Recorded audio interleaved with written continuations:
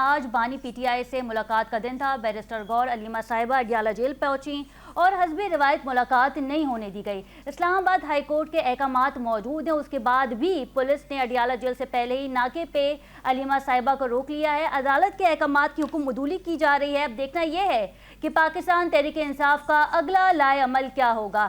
اس سے قبل ہم نے دیکھا کہ پاکستان تحریک انصاف کے سابق اراکین شاہ محمود قریشی صاحب سے ہاسپٹل میں ملاقات کر کے آ جاتے ہیں اور ساتھ ہی حکومت کا ملا جلا پیغام بھی شاہ محمود قریشی صاحب کو دے دیتے ہیں، لیکن جب بات آتی ہے وزیر اعلیٰ کے پی کے سہیل آفریدی کی تو وہ بانی پی ٹی آئی سے ملاقات نہیں کر پاتے۔ آج اڈیالہ جیل کے باہر ایک سچویشن ہوئی جہاں پہ علیمہ صاحبہ بیرسٹر گور صاحب کے ساتھ موجود تھیں اور ہم نے دیکھا کہ وہاں پہ پروٹیسٹ کیا گیا، احتجاج کیا گیا کہ بانی پی ٹی آئی سے ملنے دیا جائے، اور اطلاعات پھر ایسی موصول ہوئیں کہ رات کے پہر یعنی کہ 8 ساڑھے 8 بجے جو ہے وہ ڈاکٹر عظمیٰ جو کہ بانی پی ٹی آئی کی ہمشیرہ ہیں، ان کی بانی پی ٹی آئی سے ملاقات ہوئی ہے اور وہ پیغام لے کر بھی آئی ہیں۔ انہوں نے میڈیا سے گفتگو بھی کی ہے، اس پہ آج کے پروگرام میں ہم بات کریں گے۔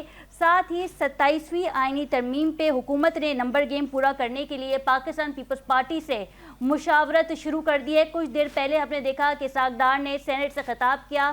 ان کا کہنا تھا کہ 27ویں آئینی ترمیم کو لے کے تمام پولیٹیکل پارٹیز کے ساتھ بیٹھنے کے لیے تیار ہے۔ ڈرافٹ کے بارے میں بھی انہوں نے ذکر کیا کہ اس حوالے سے مشاورت بھی کی جائے گی، اور کچھ ان کی باتوں سے ایسا اندازہ بھی لگایا جا رہا تھا کہ پاکستان پیپلز پارٹی جو ہے وہ 27ویں آئینی ترمیم میں ان کی حمایت بھی کر سکتی ہے۔